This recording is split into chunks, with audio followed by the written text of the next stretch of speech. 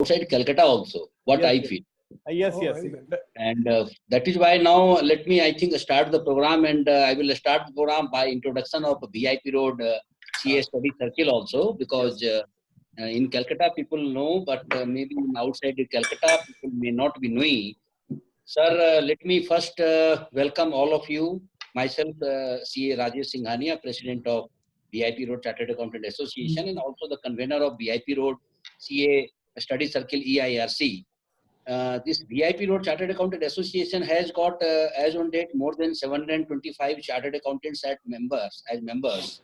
And this is one of the oldest CA associations in India, and the first CA study circle in Eastern India. It was established in the year 1997, and we have got approximately more than 15,000 CPE program every year. We have the opportunity to invite the governor of the West Bengal in the recent annual conference, and I think the combination of the chartered accountants is mostly these young chartered accountants. So with this, I welcome all the participants, and we have today CA Bhavesh Bora from Mumbai. He's a very learned speaker, honorable speaker on NBFC, and NBFC compliances are the requirement of the day. I am told by CA Subhas Sarabji. CA Subhas Sarabji is the past chairman of PIRC, and he is one of the patrons of our association.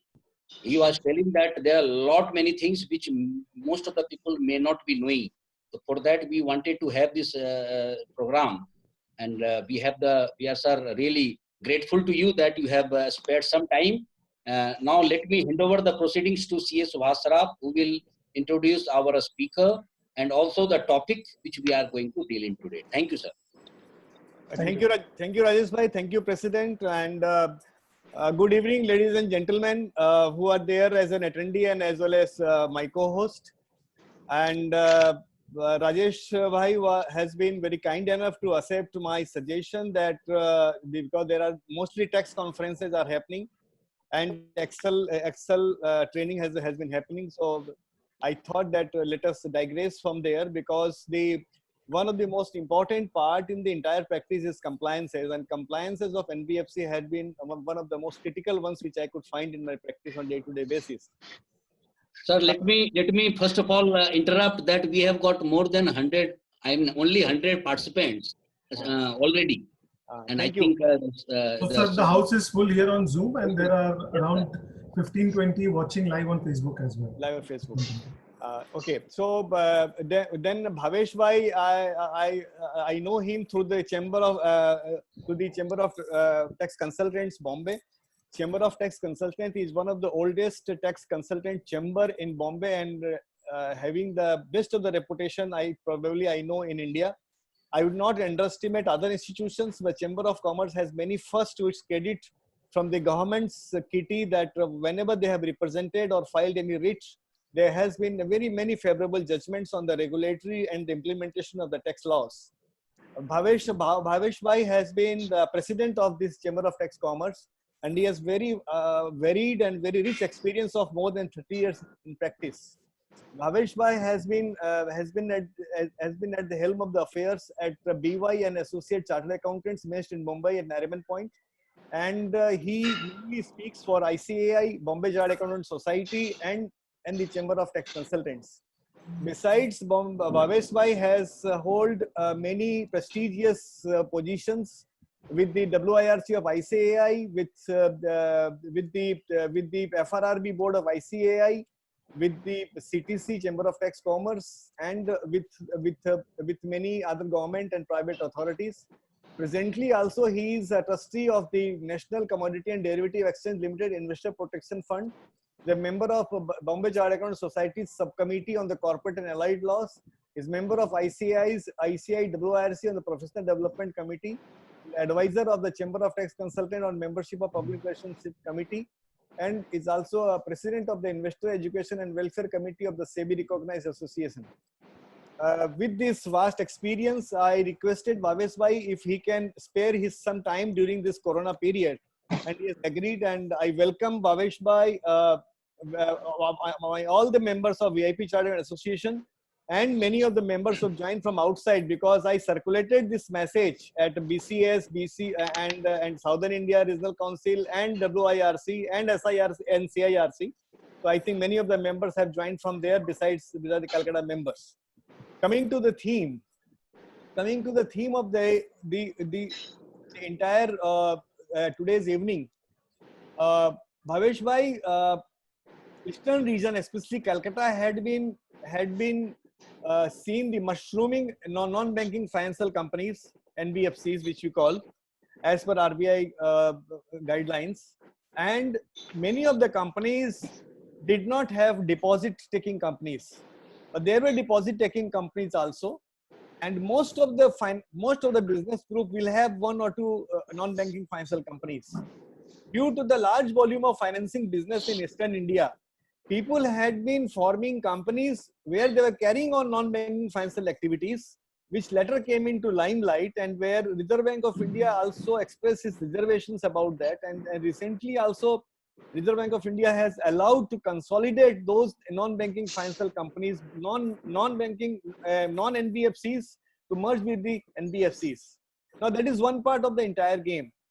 But post ILFS crisis and post Diwan Housing and couple of other NBFCs and couple of banks when they came in, that is the PMC Bank, we found that Reserve Bank of India, being a regulator, has come very heavily on the NBFCs about their compliances, about their financial statements. They have questioned statutory auditors, which hitherto they were not questioning. They have nowadays since last, I think so, if I could correctly remember, a special working committee group was formed, which you also know from Bombay, and then region wise also they started this inspection of the business houses which were having a structure of CICs and NBFCs, multiple CICs and NBFCs, through which they were managing their investments and guarantees and various other funding arrangements from outside and also within. And this inspection, I know, has been carried on since last 12 to 14 months. And during this inspection, they have flagged many issues. And during this inspection, various serious issues have come up, which they have flagged up to the board level of the RBI. And there is has been there, which you know, where deputy governors have been one of the deputy governors have been allotted special task of looking after this inspection. And during this inspection, what has come out very specially, that even the circulars 10 years, 15 years, 12 years before those circulars were issued, say in a casual form, even they are asking them to comply with those circulars, even for, say, for technology initiatives, say for MIS, for ALMs, for I mean for host of things which you in the practice must be knowing. I thought that you, being at the helm of the affairs at Bombay and has been practicing mainly in the non-banking financial segment as well as financial segment in share broking and as well as share market, I thought it proper that if you can enlighten on the basically about the regulatory compliances of the NBFCs presently being done in India, regulatory compliances, how RBI is taking stand on the various non-compliances. We have also seen a trend in Calcutta that when we file NCL with the NCLT, mergers of multiple NBFC companies or multiple CIC to CIC or multiple non-NBFC with NBFCs or multiple non-CICs with CICs. I mean, non-CIC means the CIC that ought to have been CIC, but they are not declared at CIC. But now, since after ILFS, RBI has got a new paradigm shift in the mindset that web of companies created by the groups of CICs and NBFCs are not required. Their view is this web has been created to mismanage the finance, and if something happens to the mother company or the flagship company or the flagship business, it hampers the entire structure of the NBFCs and CICs within the group. And with one default, the entire NBFC CIC structure can fall down. So that they're treating as a regulator's failure. And since they have now been given more teeth RBI, and I understand that certain regulations are in the pipeline. Because of Corona, they have been delayed. I don't know what is true, but I was told that that for a particular size of companies and CICs, there will be board nominees from the Reserve Bank to monitor their compliances and the regulating activities. So with this, ladies and gentlemen, many more questions will be coming, which shall be sharing towards the end. So with this basic introduction and the need to have an interaction on this topic, I again with folded hand invite Bhavesh Bhai to address this audience, our good friends from all over India. Thank you, ladies and gentlemen, and over to Bhavesh Bhai.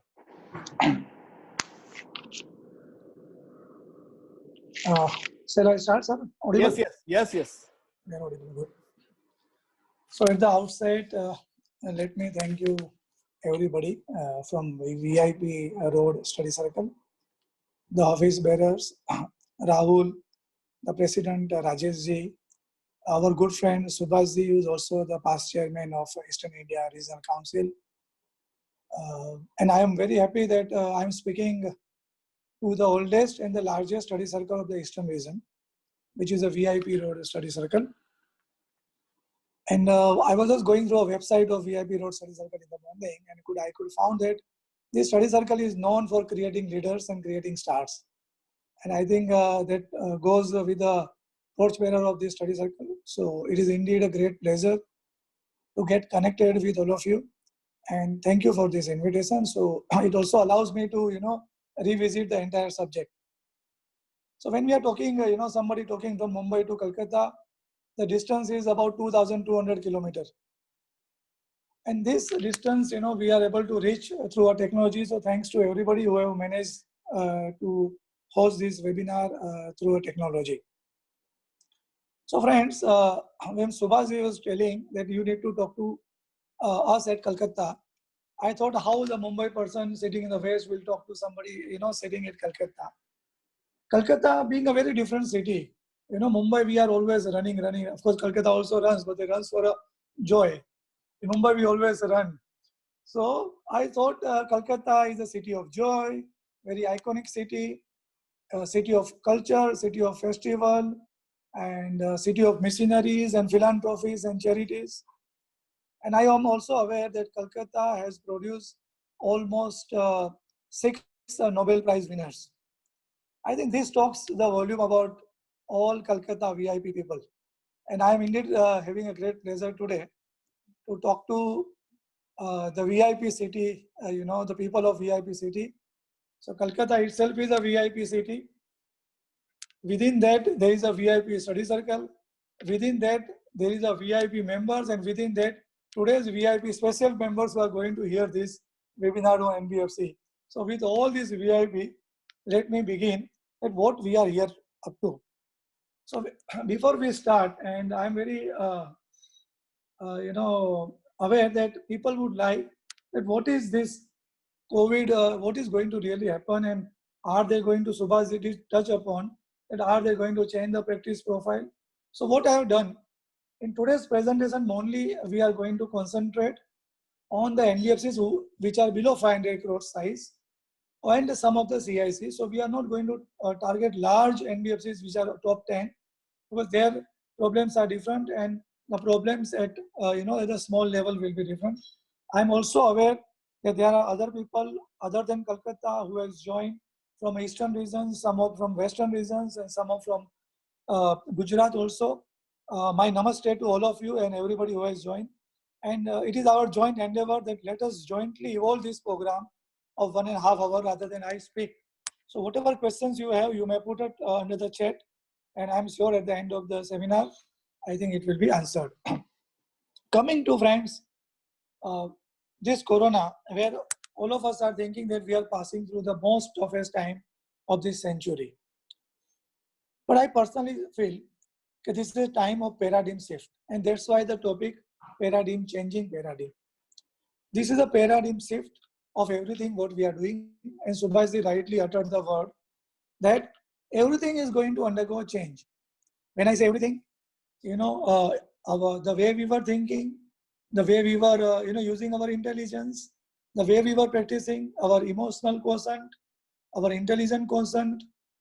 So we are in a transition phase. I think when this Corona has given this transition phase and given some time for us to look at ourselves, that how do we become the useful and successful part of this transition phase.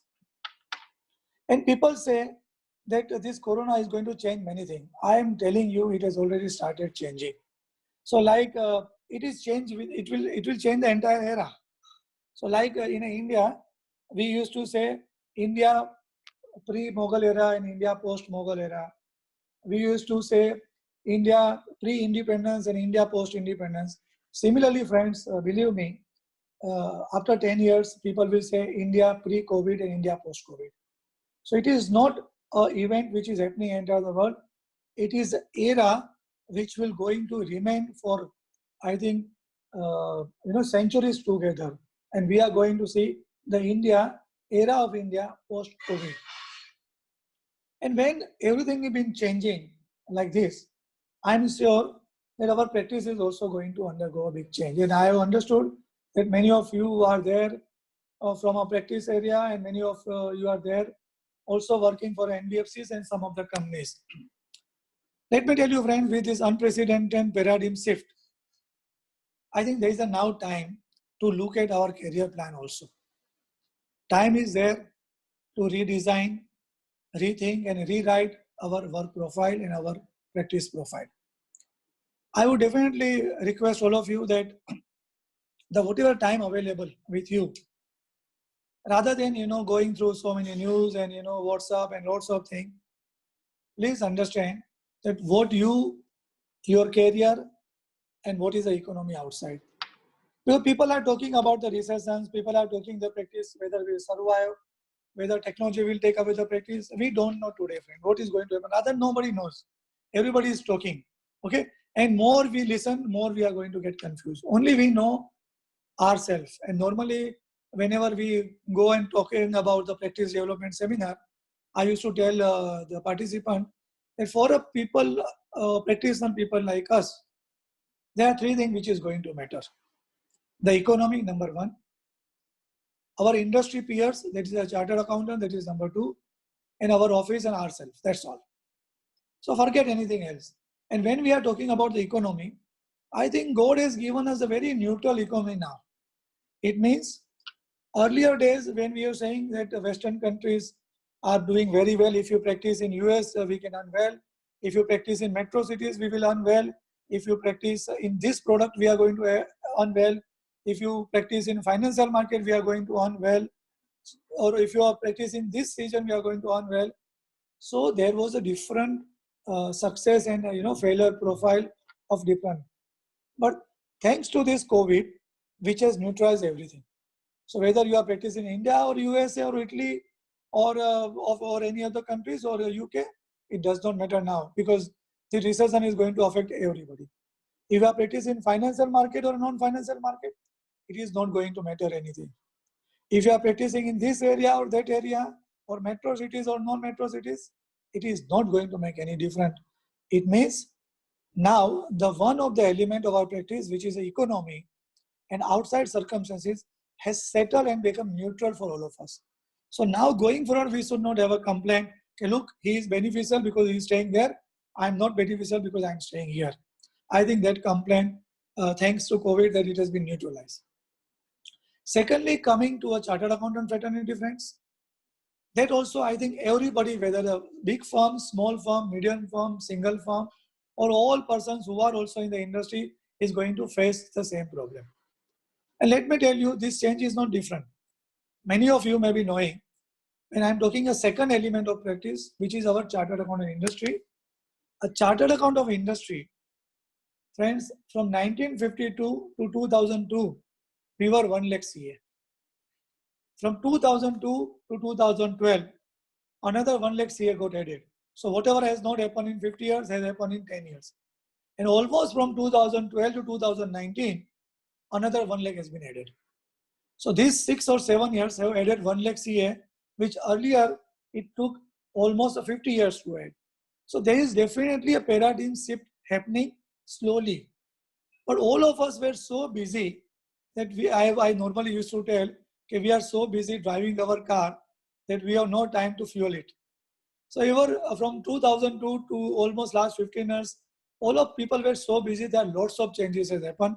So I think the industry, HCA industry also is undergone a change.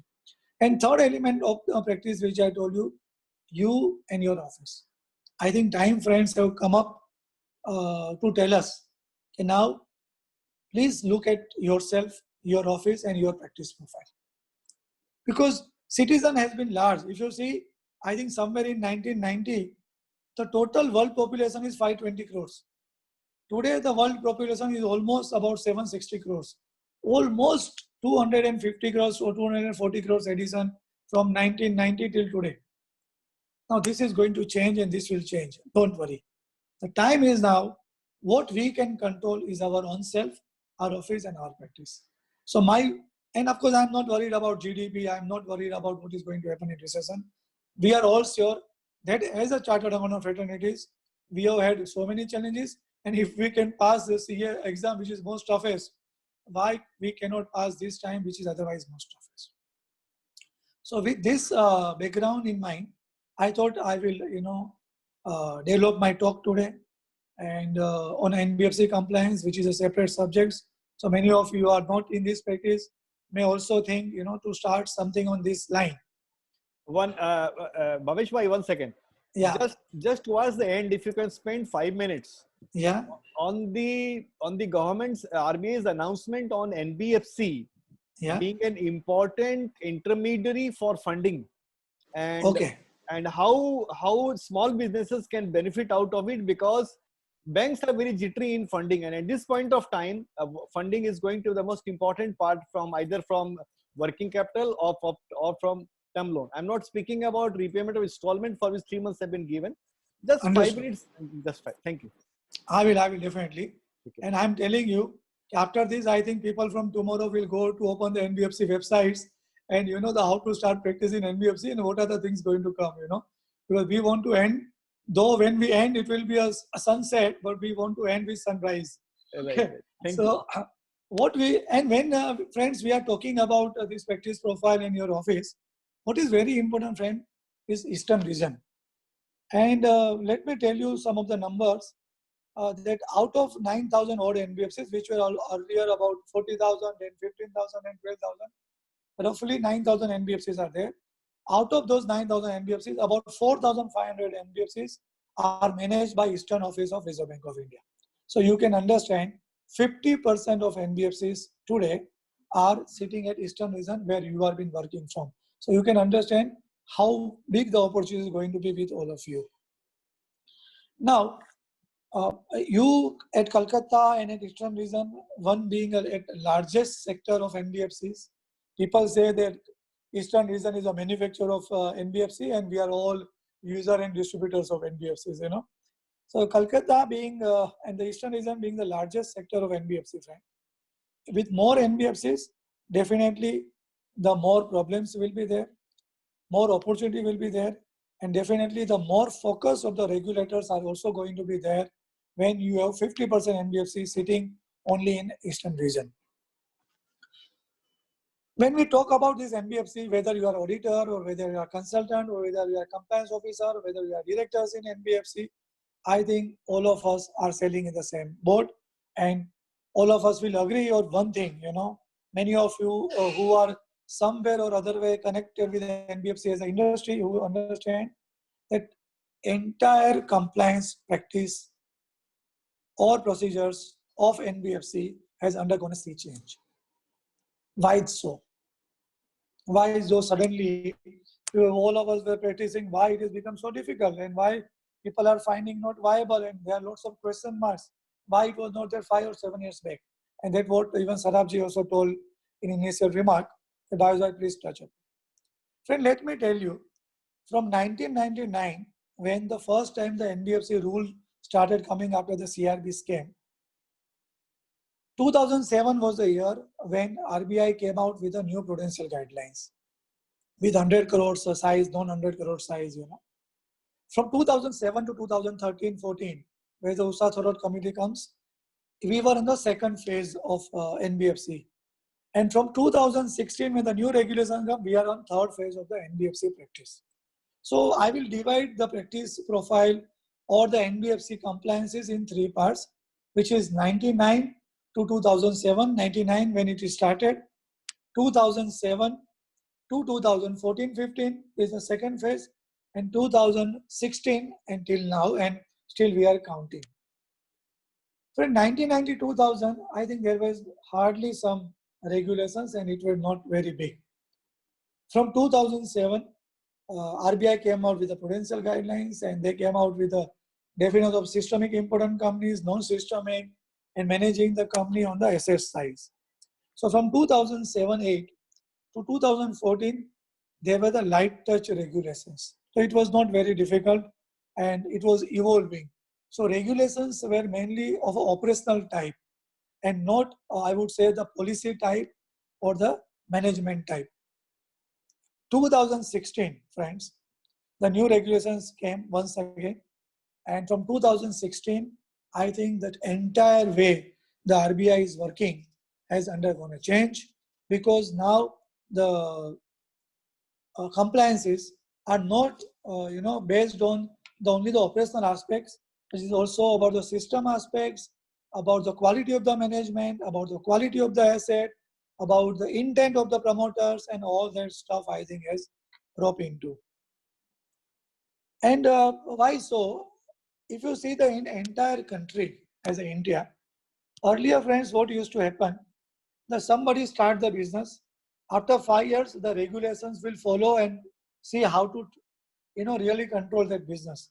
So business were going ahead of the regulations, which was the era almost from 1999 to 2007.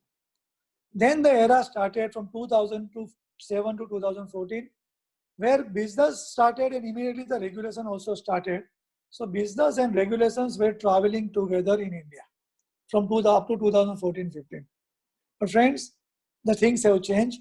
Now regulations are traveling ahead and faster than the business. And this is why you will see a sudden change.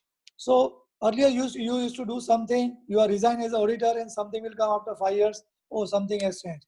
Today it is not like that. Regulators are preempting what business is likely to come.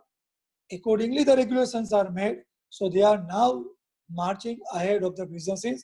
And that is a big paradigm shift, friends, which has happened on a regulator's approach. With this, friends, what I have done today, as I told you, I want to concentrate on some of the items of NBFC compliances which are very important, and in a day-to-day practice we are not able to concentrate, and what are the common mistakes we are doing, including and I may touch upon some of the ideas and some of the items which are relating to general practitioners, because general practitioners also find very much difficulty not having access to lots of a knowledge bank. And so let me just touch upon some of the part, and then if you have any specific query at the end of the talk, I think we will definitely take up. First and foremost, friends, let me take up one of the common questions which comes from all over India, that we want to, or some of our clients want to make NBFC application. And they come up thinking, okay, they will make some money out of it, they want to make some fortune out of it, and or they want to start a new practice. But let me say, because my idea is to today, as Sarabji told, to share my experience more along with the compliance practice. Many of you who want to start a practice, or who are already in the practice, or looking for somebody making NBFC application, let me share some practical things. Friends, earlier when you were to making NBFC applications, you have to make in the Eastern India region. So the Calcutta office or any other regional offices.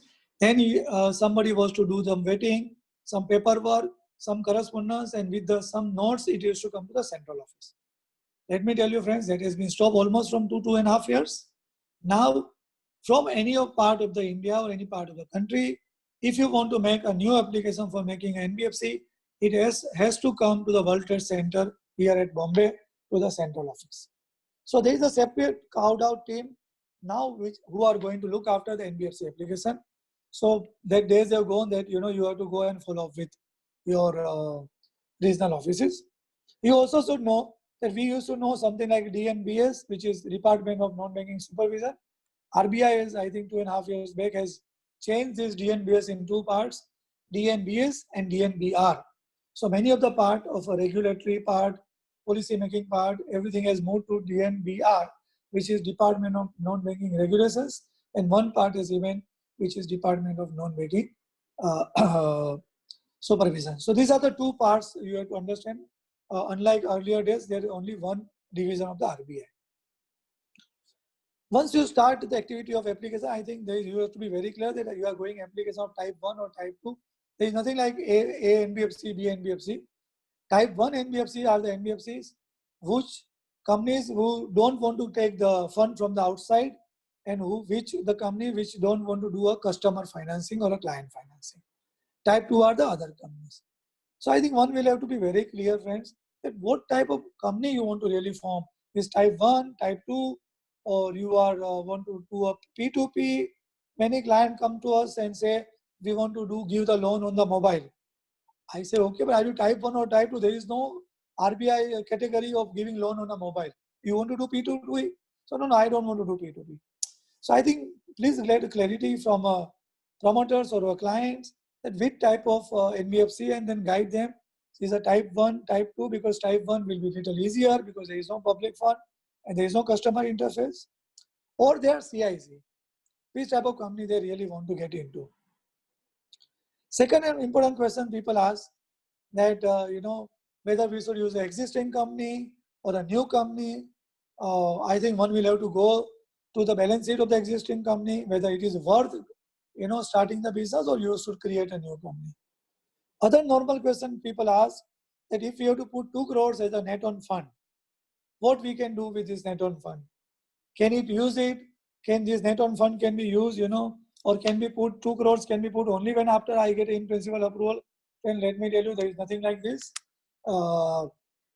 Once you make an application, you have to put this 2 crore rupees as a net on fund. That is your net worth. And with this 2 crore, you will not able to do any of the activities, and the money has to go in your balance sheet along with the application. Until the time the applications are cleared, the money will be parked in a fixed deposit, and you cannot use that money for any financial purposes or any activities of a financial purpose. And any of you want to really apply with 2 crores, please also see that with the existing company, please see that you are fulfilling the NOF criteria, because we have a client who want to apply NBFC in their existing company, but they have the net worth more than 20-25 crores. But when you work a net on fund as per the RBI regulation, it is going below 2 crores. So when we are talking about 2 crores, friends, is not a paid up capital plus reserve net worth. RBI is on definition of net on fund of 2 crores, which has to be satisfied if you really want to make application to the RBI. Other important thing is, when people come to make applications, they feel that, okay, this is just a filling of the form and we will file the form with the RBI. I think, friend, that is not correct, and that's why you see many of the rejections and many of the failure stories in the RBI applications. You need to do a proper homework before you go to RBI for filing an application and getting a license. First and foremost, what is the background and what is the profile of directors? What is the background and what is the profile of your promoters? Whether they fit into the fit and proper criteria of RBI, whether they were part of any of the NBFCs which have been rejected earlier, whether they are directors or concerned with any of the regulatory activities where they had some issues, or is there any pending litigations are there or not, and what is the history available there on the Google about their pending litigations. All that we'll have to see, and you have to decide the structure of directors and shareholders which they are coming for making applications.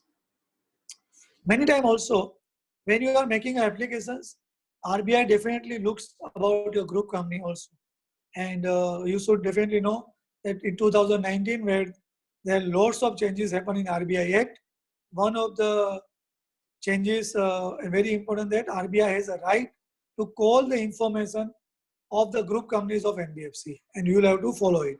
So RBI will definitely ask about the group company balance sheets, group company's profile, what people who are directors in group company, who are shareholders in group company, what is their background, is there issues with any of the company.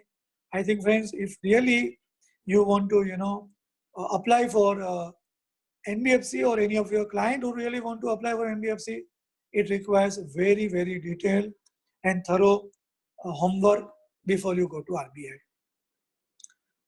It is not like, like a company law form that, okay, you file a form with ROC site and get a company registered. So if any of you are thinking to do this, please be careful that I think it will not be a correct way of working it. Other part people normally ask, Bhavesh bhai, what is the timelines by which we get license? And, friend, I think this is the toughest question to answer.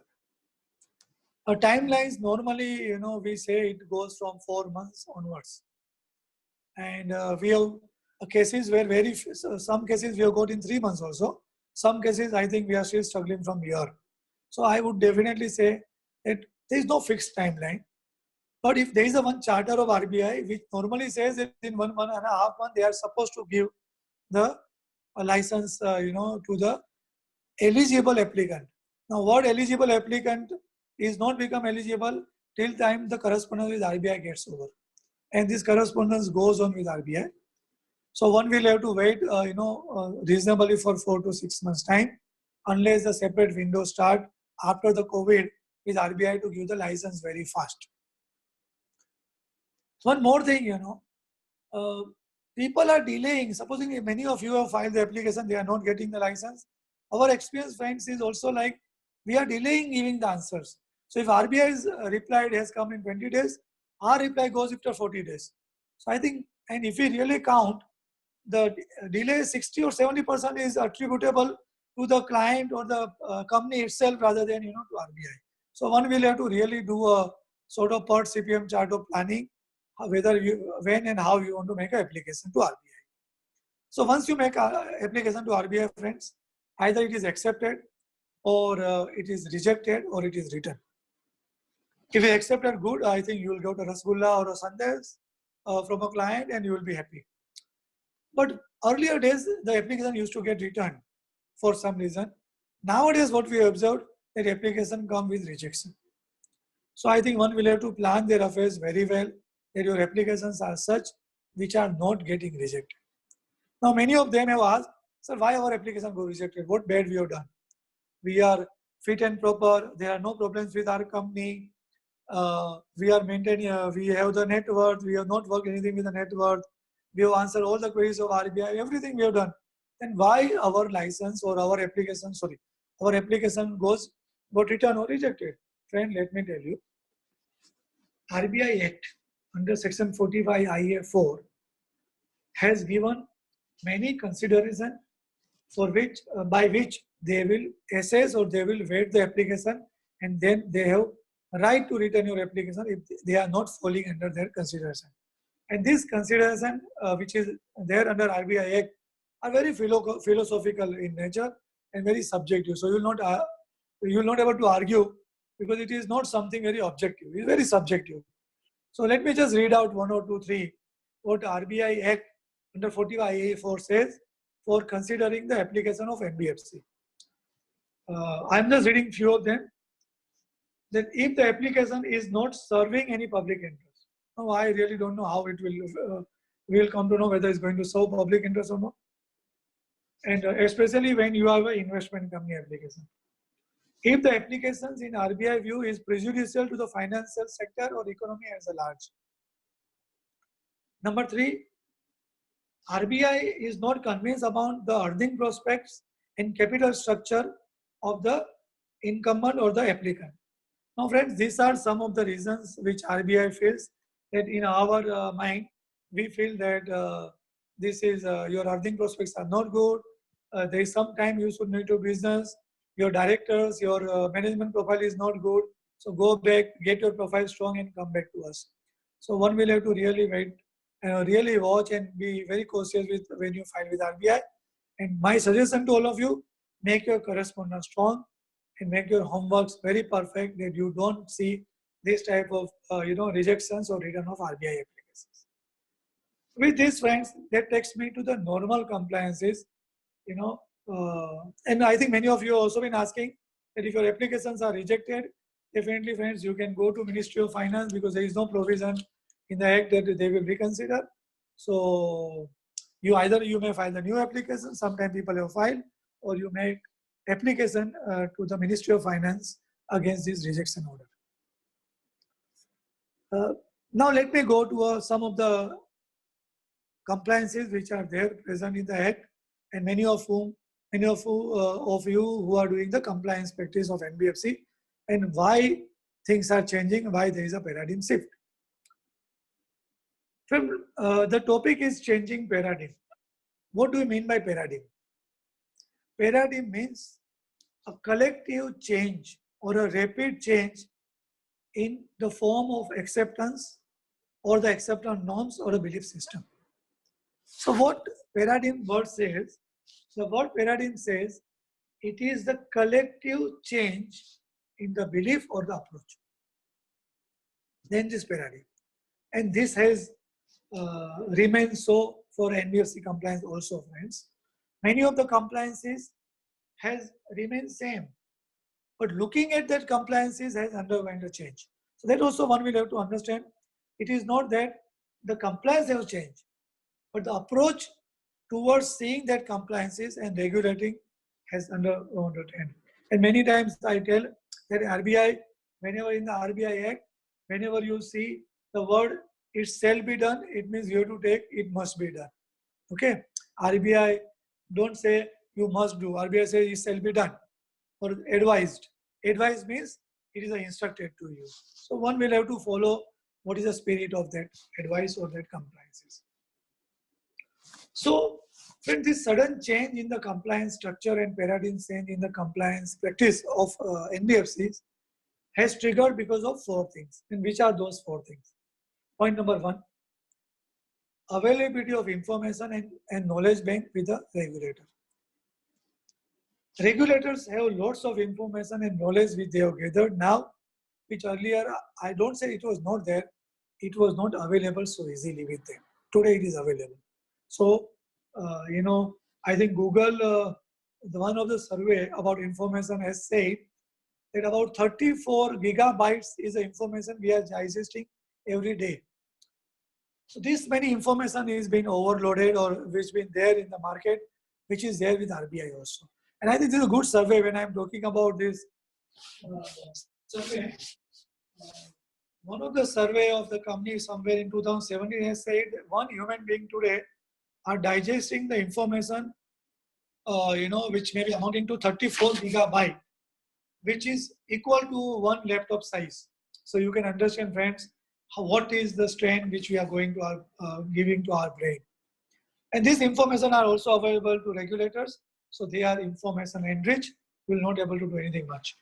Second, friend, is media and the market visibility. After ILFS scenario and after the capital market boom in a NBFC sector in 2017-18, this NBFC sector has earned a lots of visibility in the media, with the regulator, and in the market. So now many of the practitioners were not knowing what is NBFC. Many of the normal citizens were not knowing what is NBFC. Many of the small businessmen were not knowing what is NBFC. Today, I think everybody knows. So visibility has been increased. Third important is new business models have come up because of NBFC, which are the startup fintech. Many of you know, friends, there are lots of fintech companies which have come, through this NBFC route. So this also has made NBFC very popular.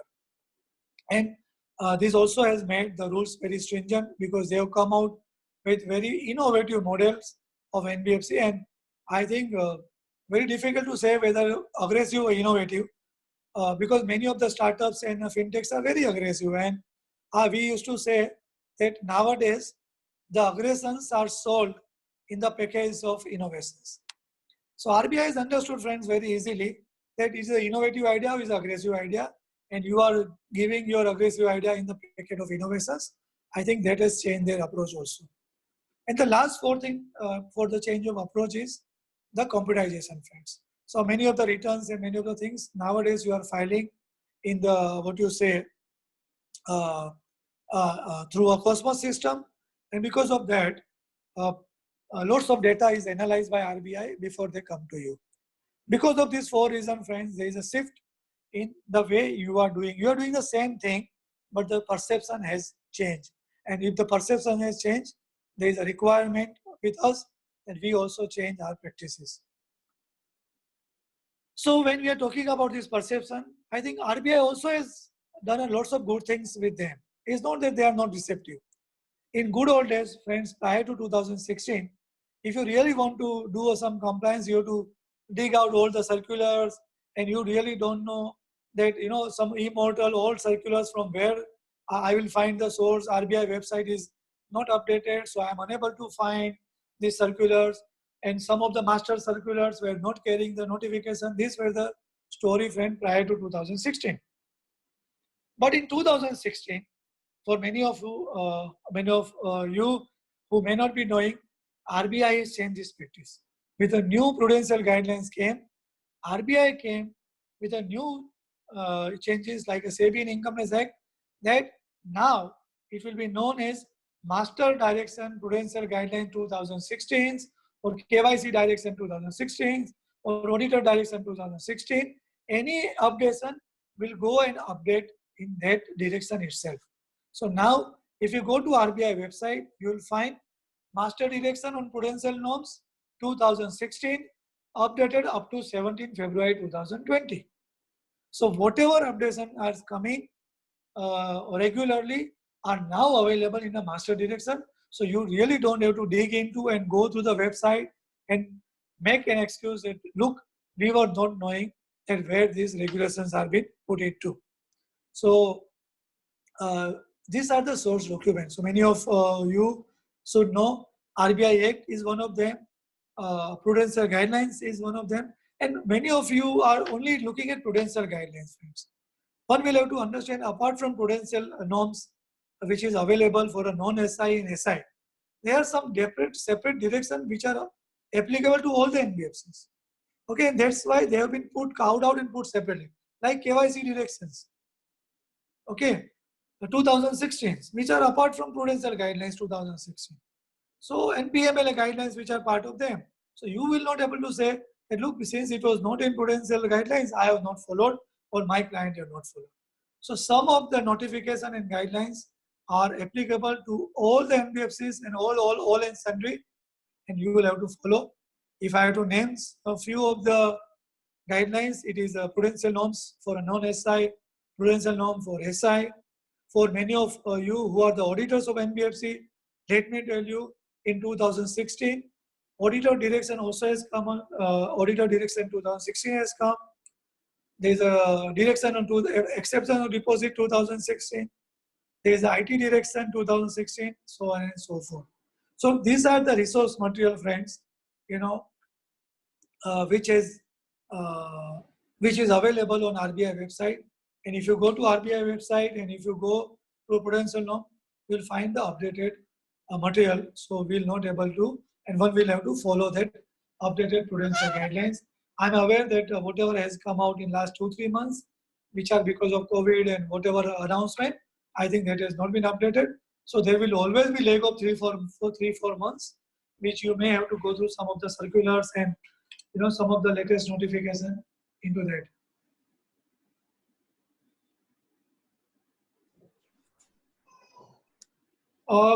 With these, friends, what I have understood in Eastern region, there are two types of companies which are non-SI or you know, which are below 500 crores. One is a loan type of companies and one is a investment type of companies. So let me deal with some of the aspects which are concerned into these two types of companies, which normally are not being adhered to in a compliances. Now, if you are loan type of companies, you are maybe company accessing public funds or you may not be accessing public funds. So you are always a type 2 companies because you have a customer interface. So first and foremost question comes that I am giving loans only to my group company. Okay, whether this will be applicable, answer will be yes. Any customer interface. So you cannot say that if I'm giving loan to my group company, I don't have a customer interface. This is what I believe, friends. People may have a different view. But any type of loan, if you are giving and which is a part of your asset side, then you will have to follow these directions which are there under FPC, which is Fair Practice Code guidelines of RBI prudential norms. So when you are in a loan company type 2, with or without acceptance of public funds, mainly when you are accepting a public fund, there is one concept which has come, which is known as leverage ratio. Friends, in prior years, which was when our asset size was below 100 crores, for non-SI, there was no leverage ratio. So if I have 4 crore net worth, I can have borrowing of 60 crore at that point of time. That have now been changed. There is something leverage ratio has come for the NBFCs which are below 500 crore size. There is a capital adequacy, of course, which are above 500, which I am not discussing in the large NBFC. But what I understood, there are so many participants from a smaller NBFCs. For a smaller NBFCs, which are below 500 crore size, the leverage is 7 times of a owned fund. So mind these words. So if your own funds are say 5 crores, you can borrow only up to 35 crores. So total size will go up to 40 crores of your balance sheet. Now many times, friends, this has been seen to be missing in RBI inspection. RBI comes and tells them, oh, how you borrowed. People say, oh, we were not knowing there is something like a leverage ratio. So well, let me tell you, for all the NBFCs, whether small or big, who are customer interface or who don't have customer interface also, there is a leverage ratios which is 7 times of your own funds. And the definition of leverage ratios is own funds divided by outside liability. And outside liability means the total of the balance sheet minus paid up capital, free reserve, and any convertible instrument which is less than 10 years of a conversion. So one will have to see while auditing or while doing compliance of the NBFC that my leverage ratio is maintained, and it is maintained throughout the year. So another question comes in that, okay, whether the leverage ratio has to be seen at the end of the year or it has to be seen in throughout. It should be an ongoing compliance. Friend, it is an ongoing compliance, and you will not able to manage your leverage ratio at the end of the year. I think that is not a correct way of working. Another part, if your primary activity is of lending, friends, then with or without public funds, there is a Fair Practice Code guidelines or the prudential norm which are available, which many times we see that people are not been following. Reason, I have given loan to my group company. Why I have to follow this? Second reason, I have given, there are only few, 1 or 2 loan which I have given to my staff. I have only one loan which is not my primary activity. Friends, whether it's a primary activity, big activity, small activity, loan given to group company, loan given to other companies, your Fair Practice Code will be applicable because you have customer interface. I can still say that if you have given loan to your staff, one can argue the staff is not your customer, so staff loan will be outside the ambit of customer interface and you may not follow the Fair Practice Code guidelines. So what is this customer interface guidelines? And there is something like Fair Practice Code which you will have to prepare. Not only prepare, you have to prepare and make it available to your client in a vernacular language or the language as they understand. So when RBI comes to inspection and goes to southern part or eastern part and they say that the Fair Practice Code, where is the Fair Practice Code? And the Fair Practice Code also should be put on the website. It is also should be available at your office. So if RBI comes to your office and Fair Practice Code is not found outside at your reception, there is another query. So one will have to understand the Fair Practice Code as per given in the guidelines, very detailed one, has to be prepared and put at all offices of NBFC. And it should be available in a vernacular language. But what is this says Fair Practice Code? Not only a Fair Practice Code, but your sanction letter, your loan application form, your agreement, also should be in such language which is understood by a client. Maximum or in a majority of cases, friends, we have found that it is only in the English. So we go and argue that you have given a loan to a 82-year-old woman who has signed in a vernacular language. How you make the English agreement explain to her? So one will have to understand that RBI now goes in that detail when they see your KYC and when they see your client profile. They say that your client is almost 80-year-old lady who don't know to read English, and she has signed at a dotted line, and the sign also is in vernacular language. Where is your sanction letter and agreement in vernacular language? So one will have to go in detail, and one will have to see that you follow the regulations through this intent and not only just in a superficial manner. The other FPC says that you also will have to appoint a grievance officer or grievance redressal officer. I think that also many of time has been missing, and RBI have been asking by various mail to our NBFC clients that please give the name of grievance officer, or what we say as a grievance redressal officer, not a grievance officer. There is also KYC guidelines and KYC directions.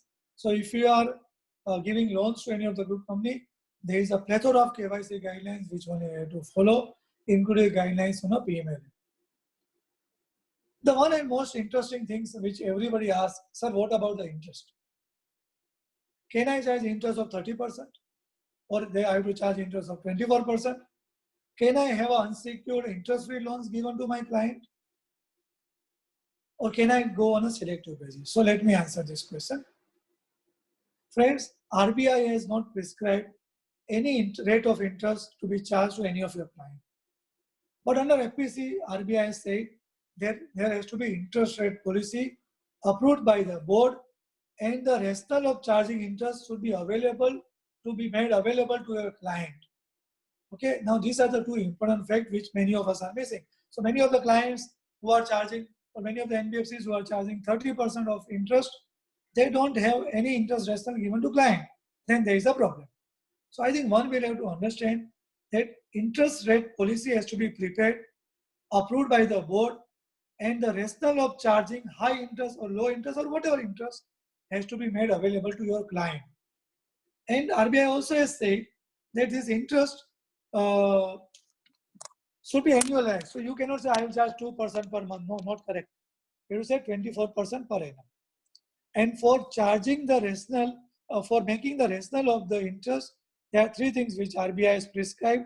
That interest, rate of interest can depend on three things. What are those three things? Cost of the funds, margins, that NIM, that is net interest margin with NBFCs, and the risk premium. So if I am giving to AAA client, there is no risk. And I have no cost of funds. So if I am giving loans out of my own funds to the best of the clients, there is no cost of fund, and I am charging 35 or 36% interest, I think that will definitely come under questions. So any of NBFCs who are giving the interest, varying rate of interest to their various clients will have to work very, in of course, very detailed manner about a different rate of charging, different rate of interest to be charged to different set of clients, and you have to make this rationale available to your clients. Friend, many of time RBI has now also been asked the query on a PMLA. So if you have a customer interface and you have to follow the KYC direction, you cannot do away with the PMLA, which is Prevention of Money Laundering Guidelines. So this is very important, friends.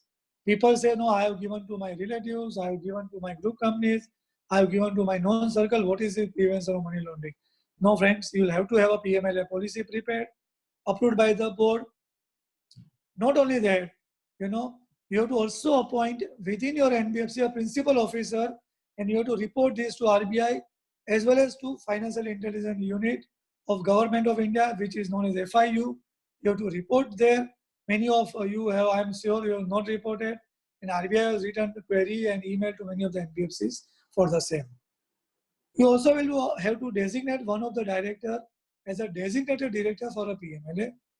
You also will have to bifurcate the account in a high risk account, low risk account, medium risk account, and so on and so forth is a PMLA guidelines. So if any of you have not done, my request to you to get your PMLA guidelines and get everything in order. Not only that, RBI also comes and tells that whether you have given training to your employees on a PMLA, people say yes, we have given. RBI is now asking for the evidence and the justification. So even if you have to give training on a PMLA to your staff, I think the evidence of the training, maybe photographs or maybe some of the attendance sheet, everything will have to keep preserved and to the produce to your auditors or to RBI whenever they come, and we have followed this PMLA guidelines. Then when we are talking about the group company loans and group company, I think there is always a question that what is this group company means. There is always a confusion when filing application or giving NOF certificate or giving any while managing the compliances. There is always a confusion that what is this group companies are as per the RBI. So let me take this group company concept.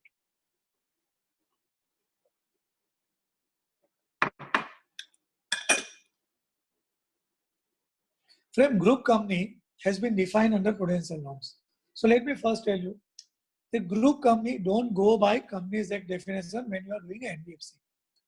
Though Company Act 2013 is not talking about group company, there is a concept of associate company, but RBI definition of group company is quite very large than your associate company. And let me read out what RBI says about the group company.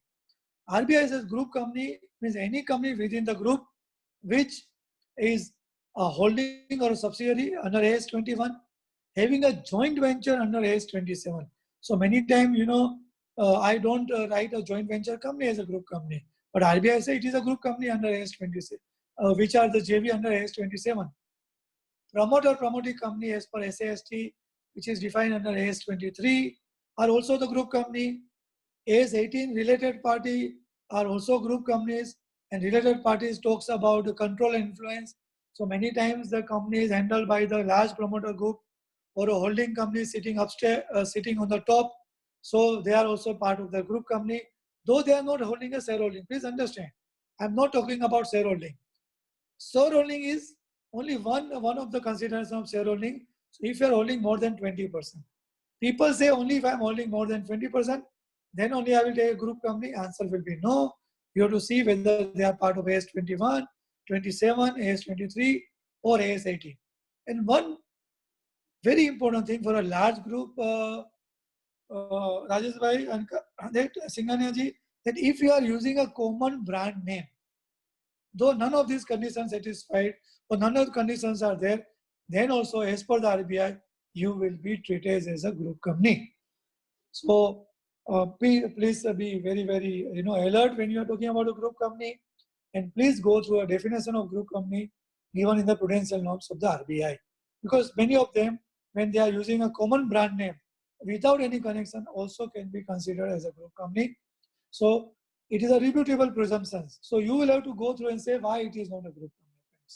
So one will have to argue in reverse and that why this is not in group company. So many times people, when they are preparing an NOF certificate, they only go through the balance sheet notes to account and they prepare based on that.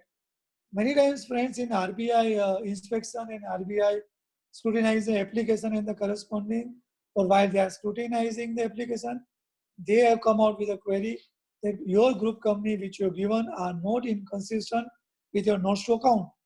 So friend, let me tell you, notes to account in an annual report goes as per the Companies Act requirement and as per the accounting standard requirement. So one will have to see that your group company list may be bigger than the list which otherwise you would have given in your notes to accounts. Friend, I was telling you that normally in the Eastern region there are two types of companies. One is your sort of loan company, the other is the investment company. So let me just touch upon some of the investment company. Many companies in Calcutta region, they are only investment company and having investment in their group companies.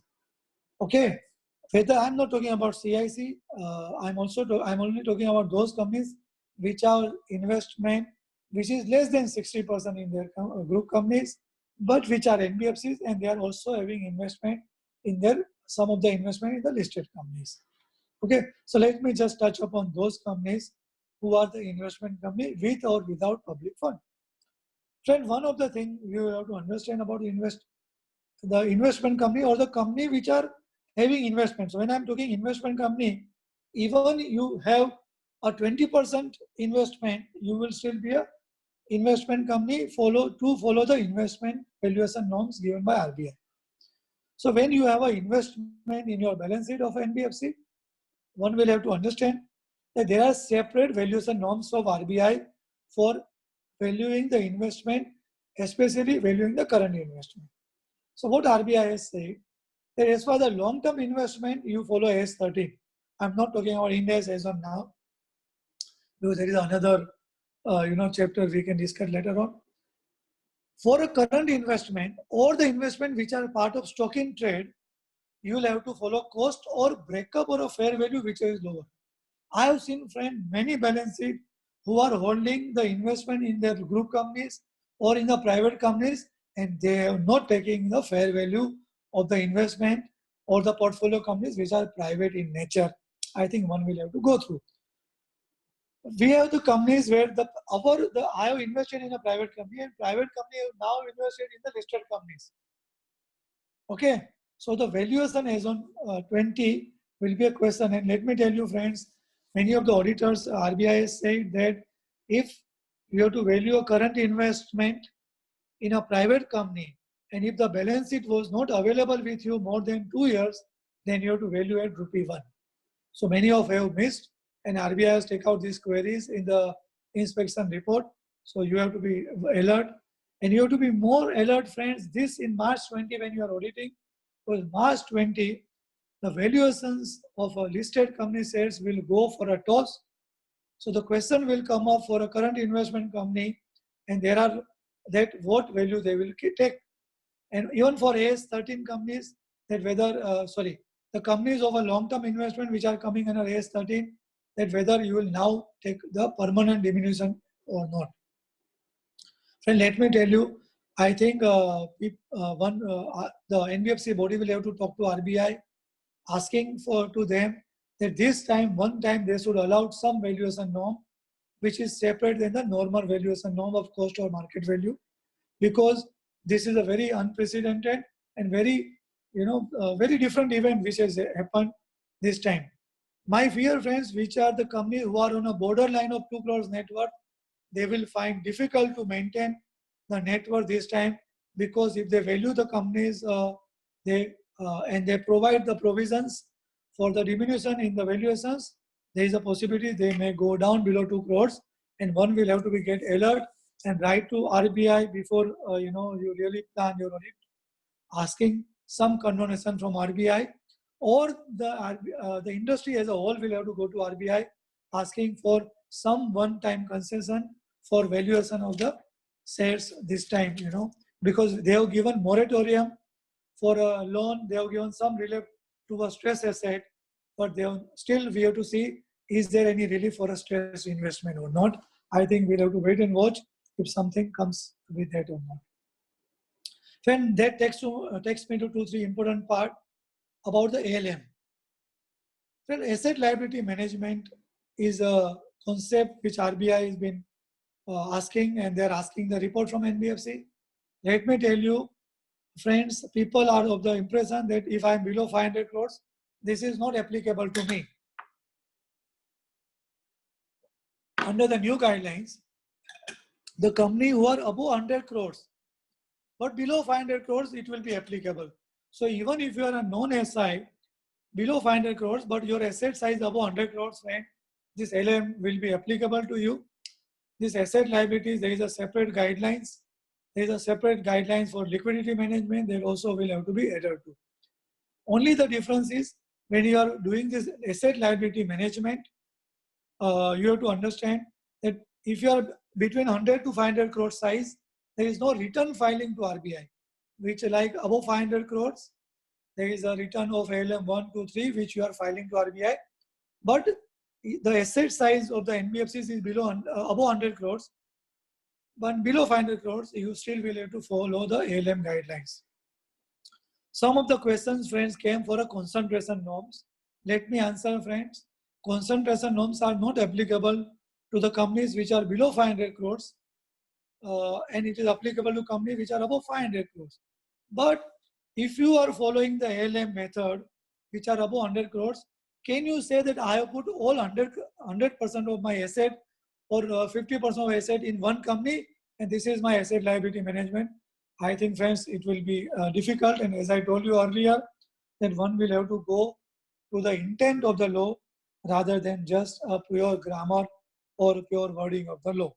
So, friends, ALM and concentration norm also is something, as I told you, which will have to be seen nowadays. Let me in the next 5-10 minutes, friend, take you to very important aspects, which one is change of control applications, and secondly is about the auditor's dilemma and auditor directions while you are doing the audit of NBFC companies. Friend, change of control. So many of you may be knowing, and people here in Bombay, we say that Kolkata is of the wholesaler of the NBFCs and manufacturer of the NBFCs. So if anybody want to buy NBFC, please go to Kolkata and ask. Now these were, friends, we have been talking 2 years back. But whether it is really so, because all NBFCs which are having a less than now 25 lakhs, that is vanished. So we have no NBFCs today. As per the regulations, you cannot have NBFCs below 2 crores. So NBFCs which were below 25 lakhs till 2017 and thereafter, after 2017, are now having their applications, their existence already cancelled. Now I'm just talking about availability of NBFCs which are above 2 crores or 2 crores or above. Friends, let me tell you, there is the RBI requirement of prior approval. Earlier it was not there. So RBI has come out with the regulations that any change in the NBFC control, means shareholding, direct or indirect, okay, which is more than 26% from the last change filed with RBI, you will come and take a prior permissions.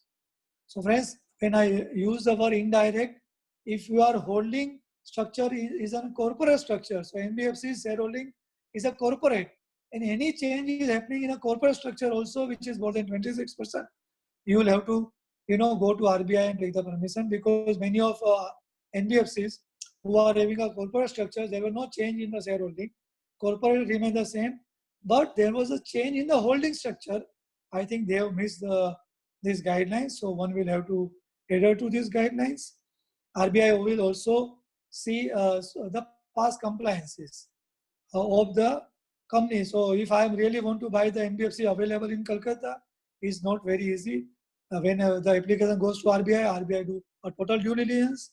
RBI now also is doing the sort of a due diligence of the incoming or a proposed directors and proposed shareholding in the new applicant company. Sometimes the application get rejected because of that. So lots of things, friends. And what of lately we have seen, the regulators is not very keen on granting you a change of control.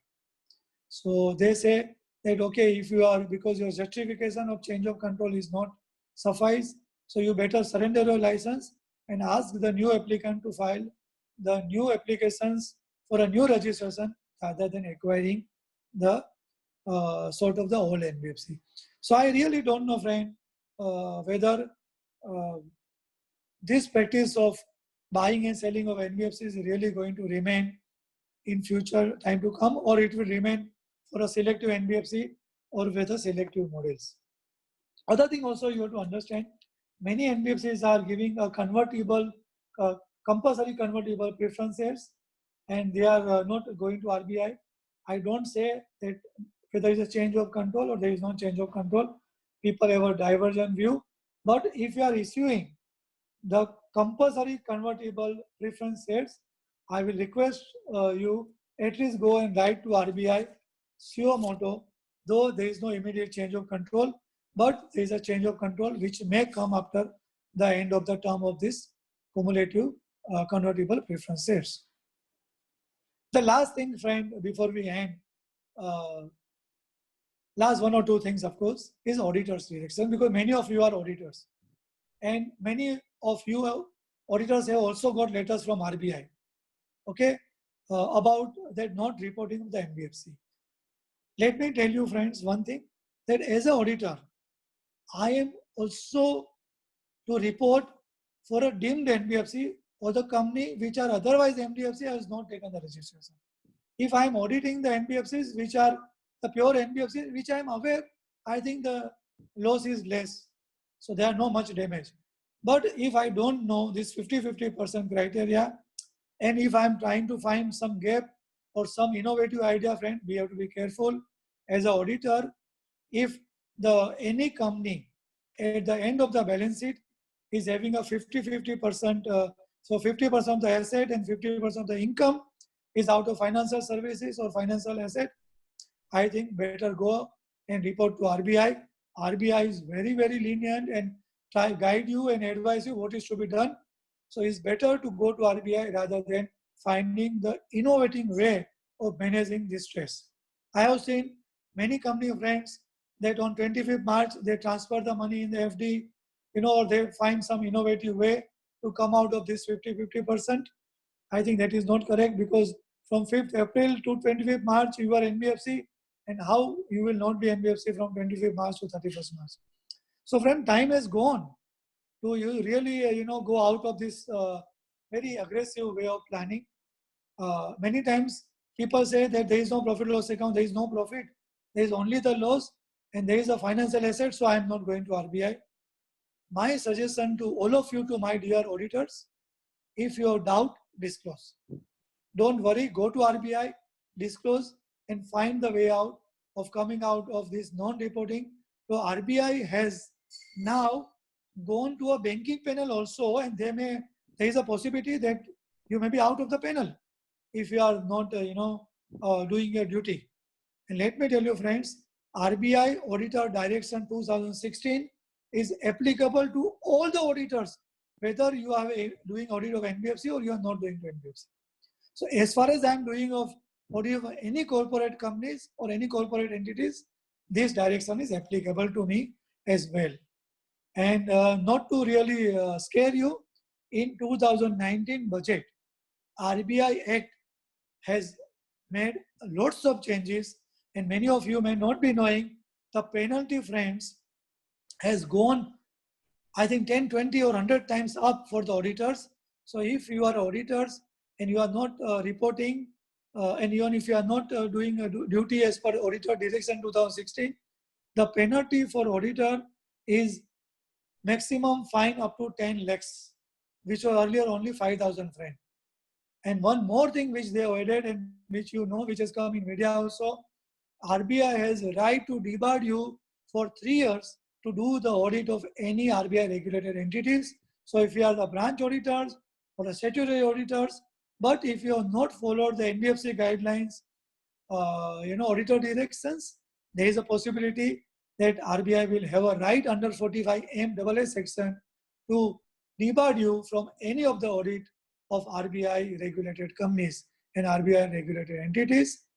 Not only that, friends, if any of the company has failed to take the license of RBI, and for those company, the penalty has also moved from 5 lakh to 25 lakhs.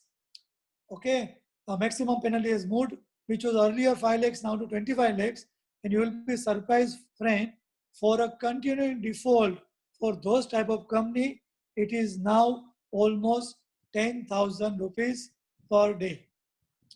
So I think you will have to understand the RBI penalty has become like a SEBI penalty, and if you count, it will go to lakhs and crores. So many of your clients who are not following or have some doubt, I think please guide them that the penalty section of RBI has been revamped, and this is something which is really been very, very difficult to really comply, and don't go very evasive or aggressive plan. Lastly, friend, many of time we have seen that auditors are not able to give proper notes to accounts in NBFC company. Friend, if you are auditor of NBFC company, you will have to see that all the notes which are otherwise there for a liquidity management or for a moratorium, if at all you are giving as per these COVID measures, or for a derivatives trading, everything one will have to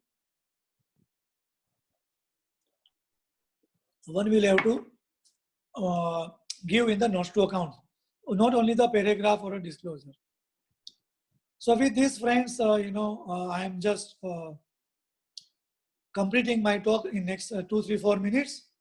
I want to just sum up that what I did, I just touch upon some of the practical aspects where there is a paradigm shift on the approach of RBI, where we as auditors or a consultant or a compliance officer or directors, which we are missing, and what one will have to be careful. So as I told you, one has to go to the intent and the spirit of this law rather than trying to interpret. So don't try to interpret like we are trying to interpret the income tax case laws in the income tax tribunal. I think that is not what RBI is expecting. RBI is like a holy cow. Regulators follow it holily. Is that what RBI normally is been expecting from us? So this is, friends, we covered so many topics, including the change of control, applications, auditor directions. Now, one or two things which people have been asking, sir, whether NBFC industry, and which Saraf Saib also told me, that whether NBFC industry will remain and whether compliance practice in NBFC is going to remain, or we have used this CP hours for 1.5 hours, and thank you so much. What is going to happen? You told me that new sunrise or new sunshine is going to happen. Friend, let me give my views because I am practicing this area from so many years. So let me give what is my perception about this. Friend, NBFCs are definitely going to remain, and they are going to remain very big way. It is not going to die. Okay. Why? Lots of startup will come, because I am aware that lots of the people who have been startup coming out of IIM and IITs and many of the large management institutions, they will find difficult to get a job, or even they have got a job, they will maybe the company may not honor their appointment letters. All these boys and all this will come with a new startup entrepreneur with like a P2P, and many lots of innovative model will come up. Not only that, government also will favor these startup industries in a financial service sector. Government also has been looking for a financial inclusion. And let me tell you the news of yesterday, whereby the Jio and Facebook has tied up. What is that? It's nothing but fintech coming to India.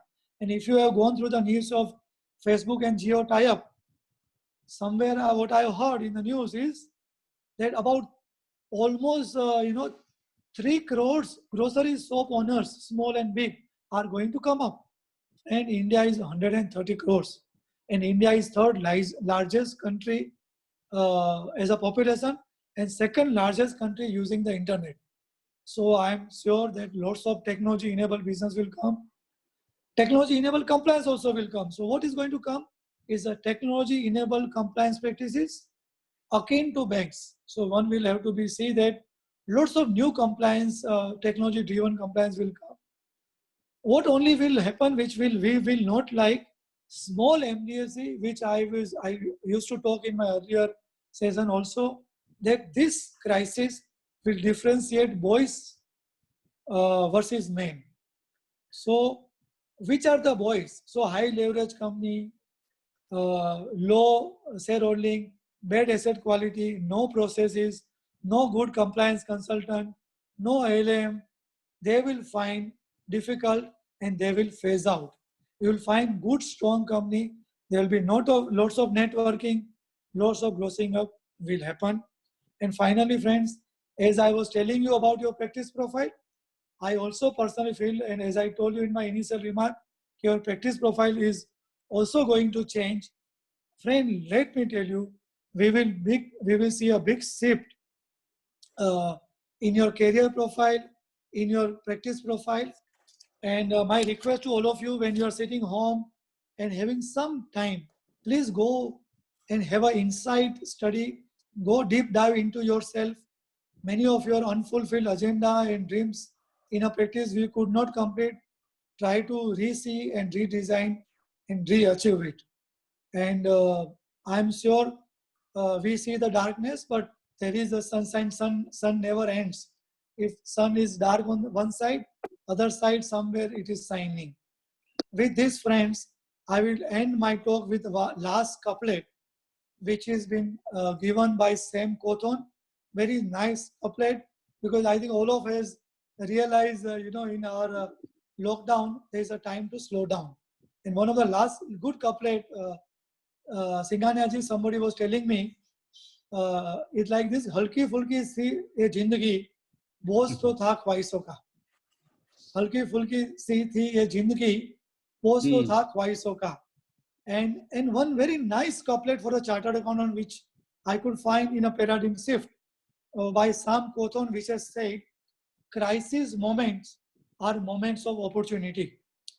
Problem and crisis ignite our greatest creativity, greatest strength, and greatest thought leadership, as it forces us to focus something new, something outside of accepted norms.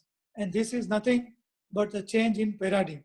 Friends, with this paradigm change and changing paradigm and paradigm shift, I wish that all of my co-brothers, all the listeners will see a paradigm positive change in the lifestyle and in the practice profile in their lives. Thank you so much, all of you, for a patient listening, and wishing you all the best. And let us wish entire world that we come out of this situation very fast, very effectively, and very positively. With this, thank you so much for patient listening, and thank you once again. And with best wishes, I hand over mic again to Sri Sarabji. Thank you, thank you, thank you so much, and namaste again to all of you. Thank you, Bhavesh Bhai, for your Now time for questions. Yeah, a very comprehensive coverage of the entire subject within 60-65 minutes. Yeah. And I would just a couple of small things is coming to my mind. Yeah. Like in NCLT, when we file merger application, getting NOC is a really Herculean task from the local RBI. So do you feel, as you during your talk you mentioned, that it is always better to raise the flag to the RBI or write to them in a good intent because they are good regulator? So do you mean that too much of follow-up will augur not good for us, or because nowadays you can't visit RBI unless there is a specific call or something like that? So how do we address this matter? Sir, so what we are advising to the client, Sarabji, that whenever you have a NCLT issues, the people come when the NCLT is flagging of this matter. But the planning is starting 4 to 6 months prior to you reach to NCLT, or at least 3 months prior. Once your plan is, when your drawing board is ready and you have decided to go, we are asking clients to write a letter to RBI directly first, that this is plan we have submitted and you are likely to get. If you have any query, you let us know. So the RBI cycle also starts 3 months prior, and they are under duty bound. And when we go to court or NCLT and we say, look, we have already written to RBI 3 months prior, you may also approach with this. We can't wait because business is suffering. So rather than waiting for NCLT to get the entire process coming under stress, I think go to RBI, and RBI is giving very early hearing many of time nowadays. Okay. Bhavesh Bhai, in case of certain non-compliances, though there is a prior approval post 2017 is required for any changes in the NBFC, whether board or whether shareholding directly, indirectly, but any prior non-compliances which has happened, where whether I go for merger or I don't go for merger, do you feel it is that the professional or the company should go to RBI voluntarily and say that this non-compliance has happened, even if it was not flagged by statutory auditors? So what kind of onerous responsibility auditors will have if company goes suo moto? And is RBI taking a very divergent or a very strict view on the auditors and debarring them from, as you said, from audit or like that? See, very good question. I think very, very important in today's time. We have seen a due diligence report where the report itself has stated some about non-compliance and which are indirectly has come on the on the auditor. I would request all my professional brothers whom who are listening, that is our duty to also take take cognizance of the interest of our co-brothers. Okay, so I have seen many reports which has gone beyond the scope and stated this way wrong, that was wrong. First of all, if there is any report which has come to company's notice through a due diligence or for otherwise, and company writes to RBI, it is a good governance and company may have to write the RBI. But company will have to understand that the auditor is the second line of defense. First, you are there. So first you will have a problem and then the auditor. And auditor will have to prepare, and company also will have to write a letter to the past auditor and look, I am writing to this. You cannot have a company writing to RBI directly without giving CC to auditor for listening. And then the auditor should say that, see, our audit was on a sample basis. Our audit you have given on what information, explanation you gave to us. You never give this fact to us. And that's why Sarabji is very important that even when our audit, okay, we keep our documentation ready that this type of difficulty is not happening. But I have not seen RBI taking very stringent action against the auditor for a procedural lapse. Okay, but if auditor has found to be in a hand in hand of doing something really wrong with the company or doing something wrong and is found to be guilty, I think RBI is taking a step. For any procedure lapse or any compliance lapse, which is just a procedure or technical, RBI just send a caution letter. Prior to this session, there has been a couple of queries with me. Like in Calcutta, as you said, that it is hub of NBFC companies. There are more than NBFC or more than non-NBFC companies which are carrying on NBFC businesses at this point of time. What do you advise under the present strict regulatory regime? That should they stop business? Should they go to RBI? Because nowadays RBI notices from MCA is also coming that you are carrying on NBFC business, and now RBI data and MCA data are basically hand in glove. So what do you suggest? And suppose they go voluntarily to the RBI and say we are doing this business, but our NOF is there may be a case where NOF is less than 2 crores. There can be a case where NOF is more than 2 crores. What do we do? So there are two things. I think very important question, and the question which everybody is asking, that if I am doing a business of investment or investing in shares or out of my own money, where is RBI is coming in the picture? So I think what is happening here in Bombay, and with many of our clients who are coming from out of Bombay also, first of all is follow the law. So go to the RBI saying that, okay, we are being the deemed NBFC, but we are unable to comply with your regulations because of your this. But go with the alternate plan. So if you are having a net worth below 2 crores, what is the alternate plan? Give some restructuring plan, give some merger plan, give some sort of demerger plan, or give some plan where you are slowly coming out of this activity. Okay, maybe 2 years. I have seen in so many cases RBI have given 3 years time. So people say, no, I will go out with the capital gain tax and I will have to pay use tax. So my request and suggestion to all of you that if by March 20, if you are having a balance sheet of this, go to RBI, but don't go to RBI just with a query. Go to RBI with some remedial measures which you or your promoters or your client propose to take. And you will find lots of small or big restructuring practice because of that. Now, Bhavesh bhai, as you stated that during these COVID times, because of investment value falling and because of investment asset pattern, NOF may fall 2 crores, below 2 crores. Considering a situation, even the situation has come up with many NBFCs earlier also, that in a particular year, say 2018, NOF was below 2 crore. In 2019, again, it achieved 2 crore. But in such situation, or say in 20, NOF goes below 2 crore and RBI doesn't give any relief. What is the remedy with the corporate? No, so I understood. There are 2 points here. That prior to 2017, many of them who could not do 2 crores, their license has been cancelled by RBI. Many of them are now in appeal with the finance ministry or maybe some writ petition with the High Court. So there is a different story. The second story is the existing NBFCs which were having 2 crores, in 2018. But today, because of, they are not able to match the 2 crores or for whatever XYZ reason. So friend, let me answer this. First of this 2 crore requirement is part of RBI Act and not a prudential guidelines.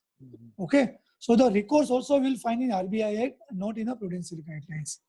So any of the companies whose net worth has gone below 2, net on fund has gone below 2 crores in March 20, to my understanding, this is again in inverted commas, my opinion or my view, they will have to find that it has gone because of what? It has gone because of the NPA because of COVID, or writing of my, valuation because of COVID. And if you can prove to RBI, this is my judgment, friends, so it always comes with a string attached. If you could prove to RBI that if I value the same stock as on 1st March or as on 15th February, this is my valuation. But because the index was 29,000, Sensex was 29,000, this valuation come this much. Okay. And I'm ready to make this valuation good within 1 year or within 6 months time. If you go with that, I think definitely there will be some condonation. But please understand, the erosion of the net worth has happened because of this COVID matter or Corona matter and not otherwise. So there is something possible. Okay, Bhavesh bhai, there are a couple of questions in the chat box. I'm coming to that. Yeah. One is RBI is in the process of migrating the existing supervisory return online filing process from Cosmos to the platform of XBRL. Yeah, right. It is a new concept to all NBFC. It will be very helpful for professionals if you brief the compliance procedure for the same, like documentation, arrangement, due date, filing, etc. Yeah. So friend, understand, I think some days back now it has come, which I personally feel maybe RBI may have to extend it. But earlier you have to file, you are filing the returns, by hard copy, and then it can come through a Cosmos. But now what RBI is expecting from you, friends, that come and get technology ready. Okay. So your system should be XBRL compliant. You'll have to feed in XBRL, and then you have to do the whole return filing. So there will be a technology-driven compliances, which I told you, in my end of my talk. And one will have to file the return through XBRL, like what you have been filing, through the ROC data and many of other things. So this is how the new compliance norm will emerge. So I am sure, friend, within 1 or 2 years, we find no compliance will happen, through a hard copy. Everything will go like stock exchange and SEBI has already started. Everything will go through machine to machine. Okay. And there is a very important, there is one IT notification of RBI, which is applicable to all NBFC, which also will have to follow. Okay. Another query, Bhavesh bhai, a company who was having a certificate of registration, but due to non-attainment of net worth of 2 crore, the COR was cancelled in 2018. Yeah. Subsequently, the company has attained the desired NOI of 2 crores and has applied for RBI. The same was again rejected. However, the company has invested in shares and loans to related party. Can the company continue to function as CIC? Attention is invited to Master Circular where there is no requirement for registering itself as RBI. What is the position in your view for management as well auditors with reference to Caro? Okay. So, good. So many questions in one question. Okay. So, what I will just answer that question. If you gone below, if your application was rejected and it has not been passed, and if you're gone for a second application and RBI has not considered, it means there are lots of things on that I'm not discussing, but it means you are today you will not able to continue the NBFC activities. Okay. So you have to give the plan to RBI how you want to eventually go out. One thing you have to remember that it may take, CIC I'm coming little later, but it may take another 1 year. But till the time you will not able to add up new activities. So if you are going to RBI, okay, look, you have rejected, I understand, I was still eligible, but since you don't want me to continue, you please give 1 year or 2 years with the assurance and with the auditor certificate that I will now not do any renewal of the loan or not build up any new activity. So if I repay, the loan is repaid or investment is liquidated, and I will put in FD or to some non-financial asset, I'm sure RBI will listen to that. Number one. Number two, if they can plan a CIC and follow in their 60-30 criteria on a CIC, and they are below 100 crores, they can still go in the exempt category also. Okay. Another question is, can the interest be accounted for on yearly basis? I think no. No, in which type of loan he's asking? No, he is not specified. I think No, it should be quarterly or monthly. it should be quarterly, and otherwise it will come under NPA norms. Yeah. Compliance to vernacular language is difficult, but you have to comply. You can't do. For listed NBFC, Yeah. who has been following Ind AS for the quarterly audited financial results for financial 1920, is there a possibility to it to follow gap for the audited financial statement for the year 20, since companies now have extension from ROC? No, I don't think so, because at India's guidelines, which you have followed in India's, and I know while you have converted on a India's with 3-year balance sheet, whether first of all, whether it is a question or whether you are ready to go to in gap and again you to go India's, I think this is not a correct. RBI will not allow. Okay. A NBFC needs its license to be cancelled without settling its balance sheet, like no reduction in its investments, etc. There are no external creditors also. Is there a way this can be done? I don't think. No. Unless you are holding the financial asset. Yes. You have to follow, and you have to, go like, you go to a payroll, no? So you have to go to RBI, still I am here, still I am here, I am working out, Okay. Is it compulsory for all the NBFCs, even small NBFC, to follow the guidelines for CKYC and to register themselves with CIC, Credit Information Companies?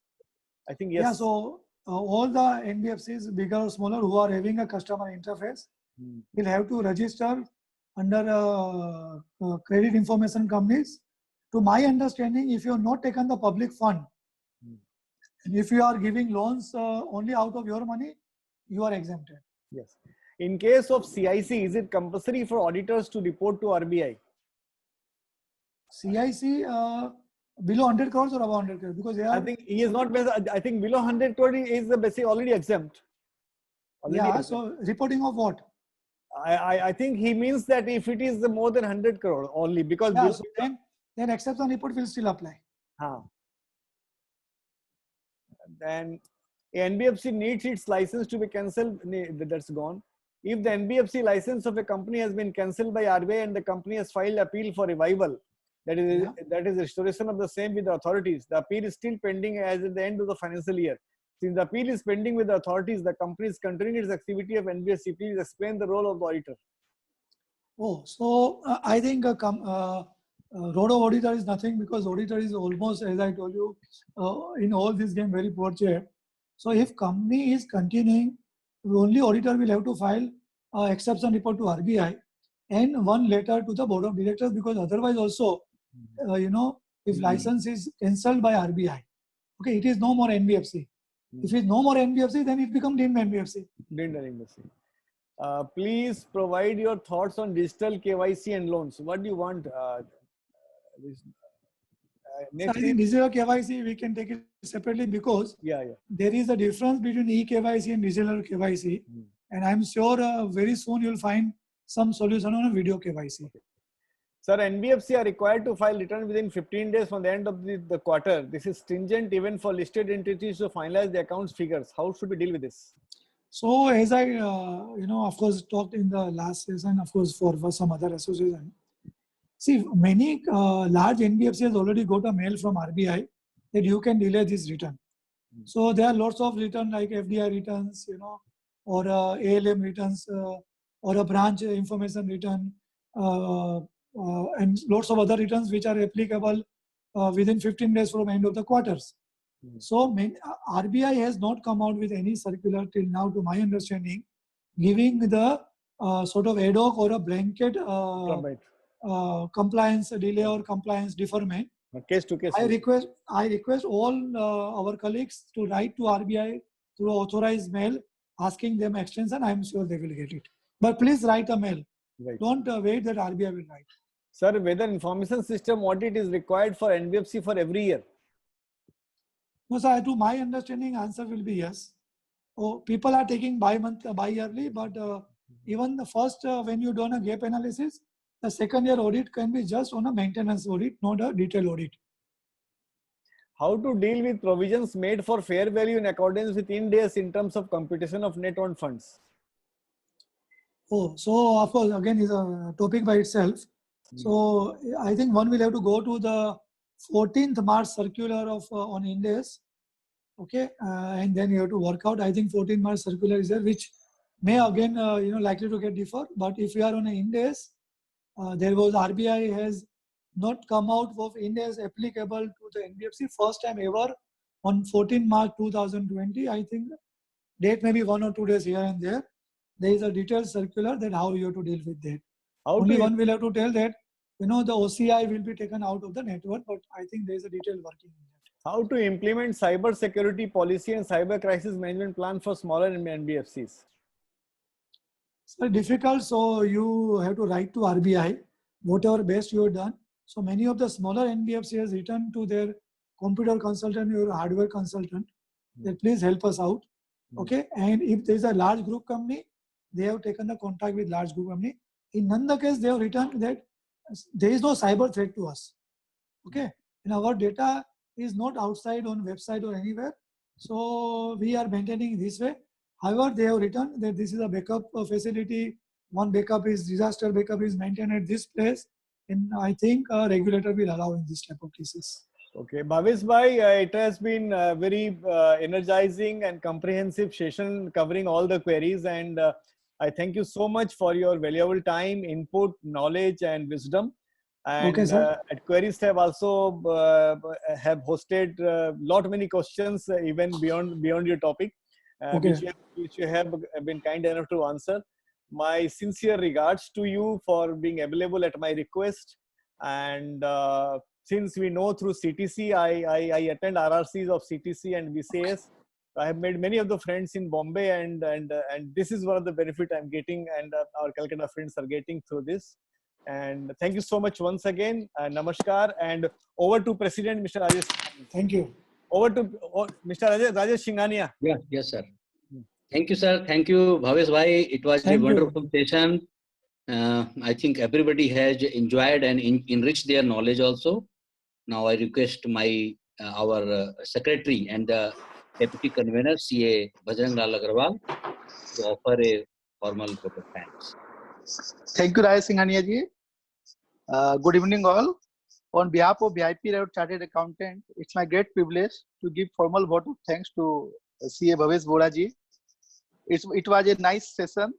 Sir, I think all the query of our participants you solve in short manner and nice manner. And I am sure all the participants of the today webinar definitely got benefit from today's sessions. Thank you, sir.